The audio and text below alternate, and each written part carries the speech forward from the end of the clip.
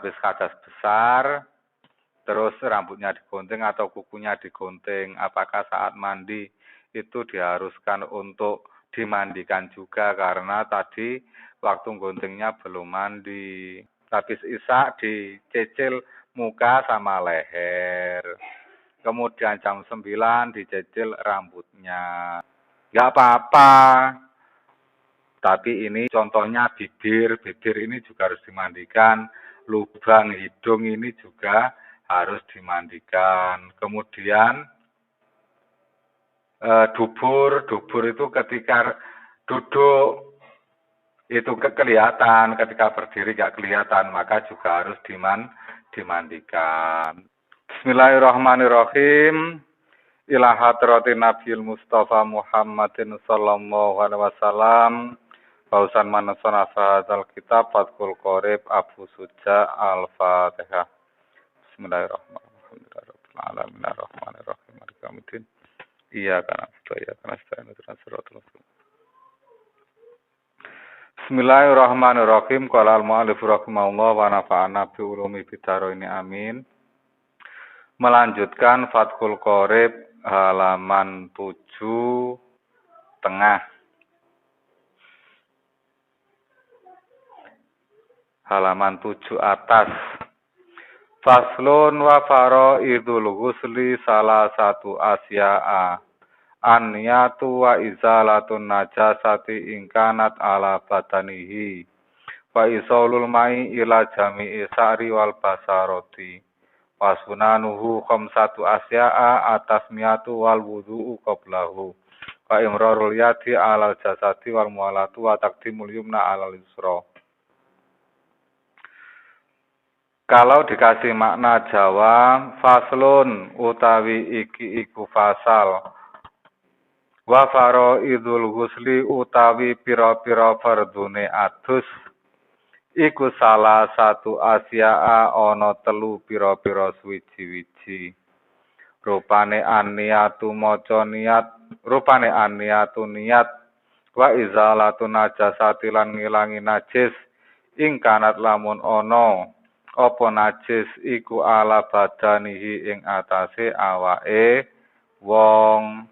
Wa isolul ma'ilan ngesok banyu ila wa isolul ma'ilan nyampeake banyu ila jami'i sa'ri tumeka maring sekabehane rambut wal basaroti lan kulit.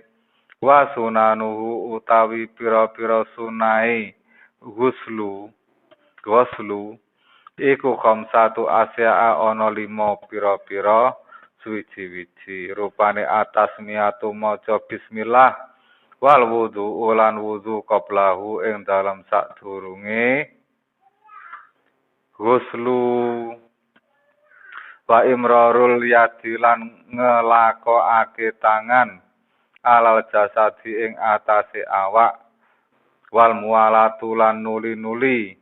Wa taqdimul yumna lan dhisikake anggota kang tengen alal yusra ing atase anggota kang kiwa. Wis sakmono wae. Saiki diwaca gantian. Sadurunge diwaca dituturna sik kitabe iki enek maknane tagak sing kate diwaca. Coba Mas dituturna nang kamera enek maknane tagak. Sing diwaca sing ndi dituturna. Nah. Wis. Kosong. Saiki ganti kitab situke dituturna enek maknane tagak.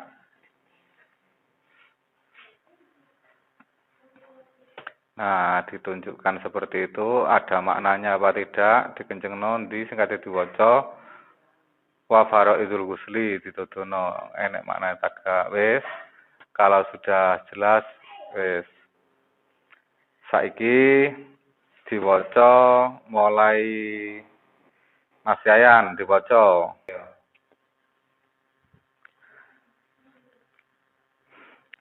Wa faraidul ghusli utawi pira-pira fardune adus iku salah satu asya'a ana telu pira-pira suwiji-wiji rupane an-niyatu niat wa izalatun najasati lan ngilangi najis ingkanat lamun ana apa najis ala badanihi ing atase awake wong wa isalul ma'i lan nyampekake banyu ila jami isari tumeka maring sekabehane rambut wal basyarati lan kulit.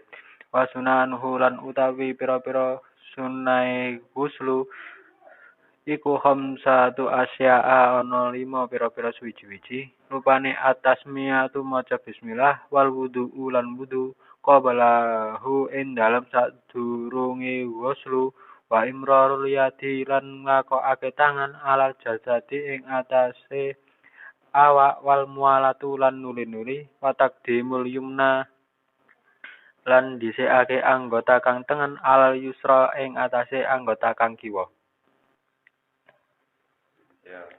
Wa faraidul ghusli utawi pira-pira fardune adus iku salah satu asya'a ana telu pira-pira suwiji-wiji.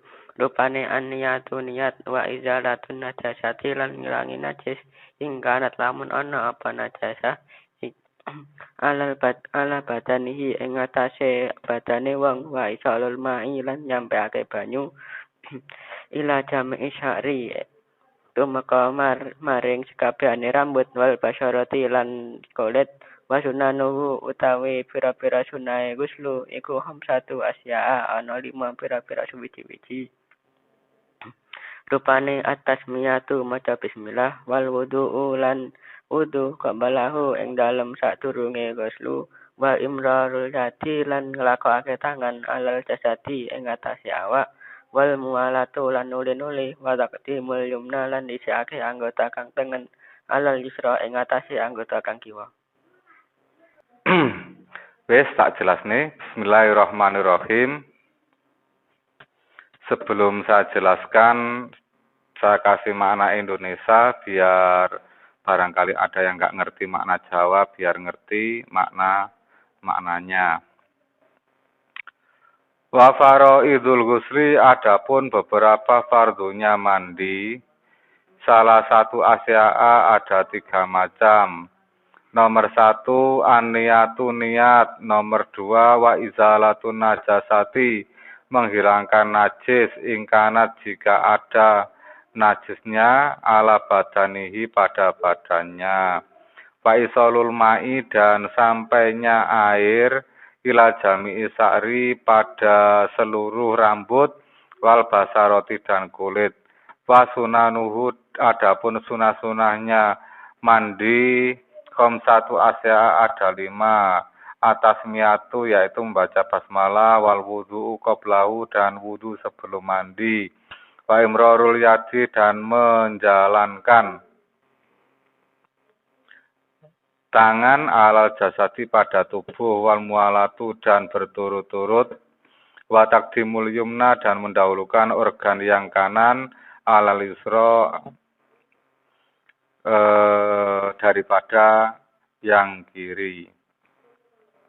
Nah, pada pertemuan kali ini kita membahas khusus tentang rukun-rukun mandi atau fardu-fardunya mandi dan sunah-sunahnya. Yang mana pada pertemuan kemarin kita membahas tentang perkara yang mewajibkan mandi. Sebelum materi ini kita lanjut, kita ulas sedikit pelajaran kemarin, bahwasanya pada pertemuan kemarin itu dibahas bahwasanya ada 6 perkara yang mewajibkan mandi, yaitu nomor 1, 6 itu dibagi 3. Yang pertama dibagi 2, 3 pertama itu diwajibkan untuk laki-laki dan perempuan, kemudian 3 yang terakhir itu dikhususkan untuk orang perempuan. Apa 3 tersebut yang umum dipakai laki-laki dan perempuan, yaitu bertemunya 2 alat kelamin, kemudian keluar sperma dan mati. Kemudian 3 perkara yang hanya dikhususkan pada orang wanita, yaitu haid, kemudian nifas dan melahirkan. Jadi itu 6 tersebut perkara yang menjadikan mandi menjadi wajib. Nah, pada pertemuan kali ini kita membahas tentang wa faraidul ghusli salah satu asya'a. Fardunya mandi atau rukunnya mandi atau perkara yang harus dilakukan saat mandi itu ada 3. Apa? An-niyatu, yaitu niat. Orang yang mandi itu harus ada niat.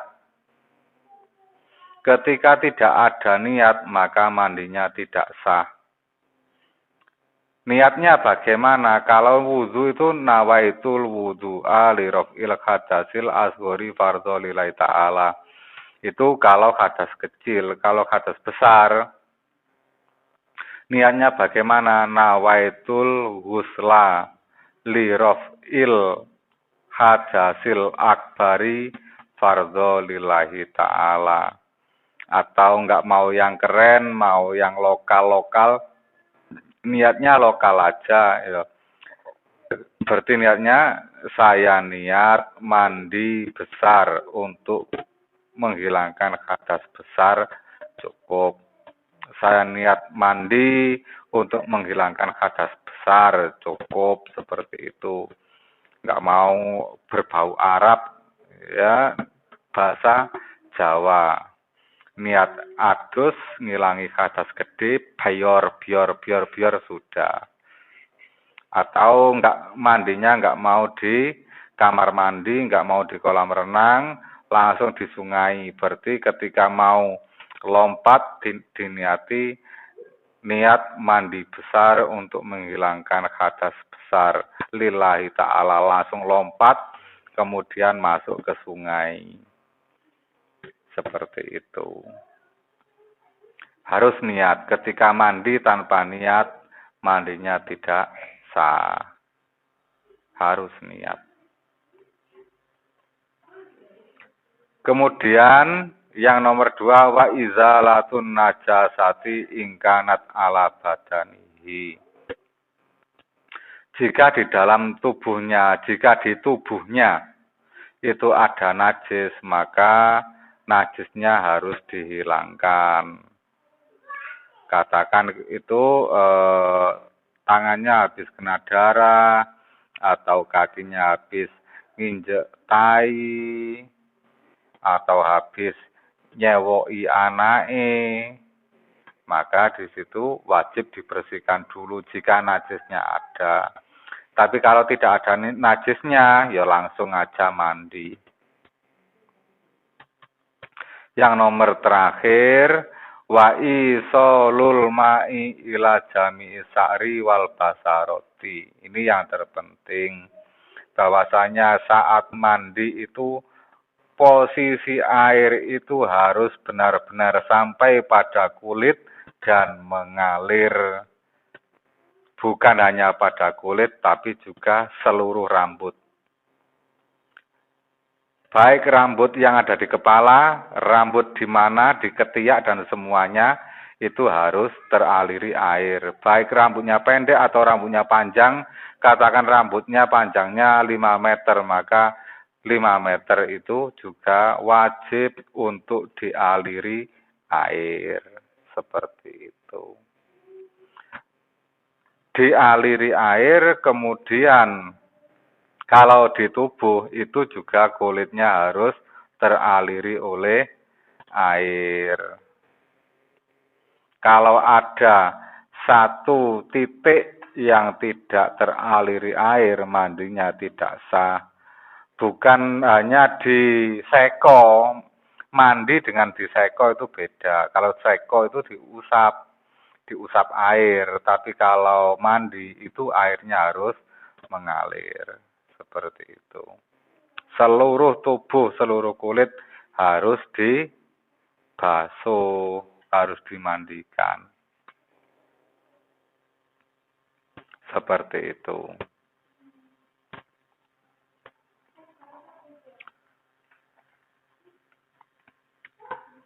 Terus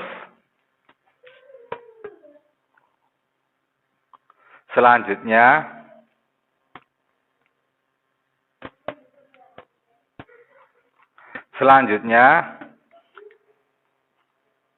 wasunanuhu khamsatu asya'a. Adapun mandi ini ada sunah-sunahnya. Sunah-sunah mandi ada 5. Apa saja 5 itu? Nomor 1, at-tasmiyatu, yaitu membaca bismillah. Katiatus moco bismillah, bismillahirrahmanirrahim atus. Bismillah ini nek dibarengi niat, otomatis dibaca sebelum niat. Bismillahirrahmanirrahim. Kemudian setelah baca bismillah sebelum mandi, wal wudu'u qablahu. Sebelum mandi wudu dulu. Ini disunahkan. Kemudian yang nomor 3 yaitu wa imrarul yadi alal jasadi. Wa imrarul yadi alal jasadi basa Jawane kosoan. Wa imrarul yadi alal jasadi lan kosoan. Ngono. Kalau diterjemahkan di bahasa Arab, menjalankan tangan pada seluruh tubuh. Pada tubuh itu namanya kosoan. Tadi ketika mandi, ya kulitnya juga dikosoi. Barangkali ada organ tubuh yang ada penghalangnya bisa diketahui atau bolot, itu iso protol, gak syukur disiram tok. Wong ngedusi sepeda ya diosok-osok, mosok ngedusi awake dhewe gak diosok-osok. Nah, seperti itu. Wal muwalatu, disunahkan muwalah. Muwalah kemarin itu apa? Pada bab wudu. Berturut-turut atau terus-menerus. Jadi hukumnya terus-menerus ini adalah sunnah. Andai kata tidak terus-menerus, ya nggak apa-apa. Katakan yang namanya mandi, habis isya dicicil rambutnya aja. Kemudian, habis isya dicicil muka sama leher. Kemudian jam 9 dicicil rambutnya. Terus pagi dicicil badannya, seluruh badannya. Nggak apa-apa. Tapi ini tidak terus-menerus. Tidak terus-menerus. Makanya kalau tidak terus-menerus ini boleh, cuman nggak dapat kesunahan. Nyicil sah-sah saja. Niatnya kapan? Cukup di awal aja. Ketika tadi kan diawali habis isya diawali dengan memandikan wajah sama leher. Rambutnya enggak, takut basah. Terus malam dicicil rambutnya. Terus pagi dicicil badannya. Enggak apa-apa dicicil. Tapi enggak dapat kesunahan muwalah. Kemudian wa taqdimul yumna alal yusra. Ketika mandi disunahkan untuk mendahulukan organ-organ yang memiliki organ kanan dan kiri. Maka disuruh disunahkan untuk mendahulukan yang kanan daripada yang kiri. Maksudnya bagaimana? Kalau memang itu tangannya 2, otomatis tangan kanan dulu dimandikan, kemudian tangan kiri. Kemudian kaki kanan dulu, baru kaki kiri. Telinga kanan, telinga kiri. Itu satu cara. Cara yang lain, ya langsung mandi, digrojok sebelah. Disiram sebelah kanan dulu. Setelah kanan, baru sebelah kiri. Seperti itu. Kemudian, kalau itu yang mandi orangnya hidup. Kalau orangnya mati, ya sama aja cara mandinya orang hidup dengan orang mati. Cuman saja di situ butuh orang yang bisa membantu untuk proses memandikan, termasuk 3 orang yang memangku ya di bangku, kemudian 1 orang bagian melayani airnya seperti itu. Kemudian bajunya dibuka, kemudian mayitnya dipangku, ditutup dengan sewek atau sarung, baru dimandikan, dikosoi, disabun. Kemudian yang terakhir yaitu di apa? Di sabun, ini diwudoni. Setelah itu baru dikasih handuk. Mengapa kok dimandikan seperti itu? Karena dia nggak bisa mandi sendiri. Nah, proses 3 orang ini nggak boleh 3 orang itu memandikan semuanya, nggak boleh. Harus ada salah satu yang megang. Bagian megang, ada bagian nyiram, ada bagian ngosoi. Kalau semuanya ngosoi, nggak ada yang megang, takutnya nanti saat dimandikan mayitnya lompat, jatuh seperti itu. Kan mayit itu wong dikosok aja nggak boleh keras-keras, harus pelan-pelan. Masalahnya di situ mayit juga bisa merasakan sakit, apalagi sampai jatuh, kan ya kasihan. Terus kemudian walaupun sudah mati, cara memandikannya pun juga harus ditutup, itu untuk menjaga auratnya agar tetap tertutup, tidak menjadi malu atas orang lain gitu.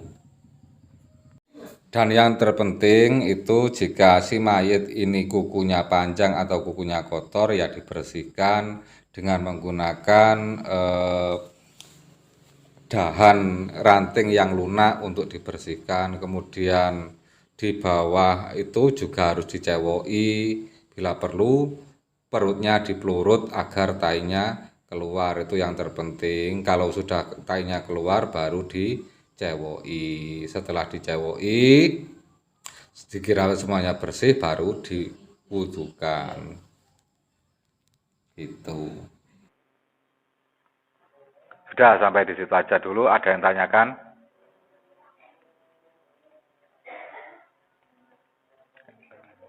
Nggak ada. Kalau nggak ada 2 tambahan. Yang pertama yaitu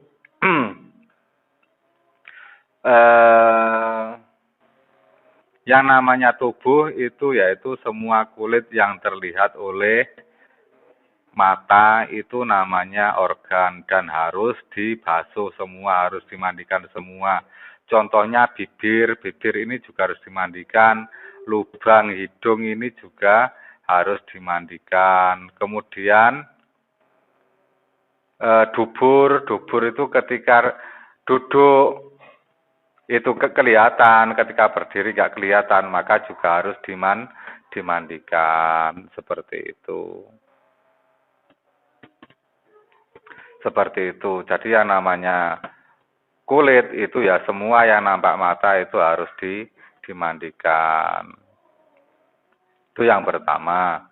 Kemudian yang kedua, bagaimana kalau organnya itu telah lepas, contohnya rambut sudah digunting, katakan habis kadas besar, terus rambutnya digunting atau kukunya digunting, apakah saat mandi itu diharuskan untuk dimandikan juga karena tadi waktu guntingnya belum mandi? Jawabnya tidak. Yang diwajibkan mandi itu adalah saat mandi itu organnya yang ada apa, yaitu yang dimandikan. Kalau yang sudah lepas, ya sudah, gak usah dimandikan. Seperti itu. Rambutnya disureni dilumpukno waktu mandi diikutkan mandi, enggak. Kalau yang sudah lepas ya sudah, enggak usah dimandikan. Seperti itu. Cuman saja saat hadas besar belum mandi, makruh hukumnya memotong kuku, motong rambut, itu hukumnya makruh. Seperti itu. Sudah? Ada yang tanyakan? Tidak ada. Kalau nggak ada, alhamdulillah, mari kita tutup dengan Berdoa semoga kita diberi ilmu yang bermanfaat. Bismillahirrahmanirrahim. Allahumma inni istauda'tuka ma qara'tuhu fardudhu ilayya inda hajati ilai. Al-Fatihah.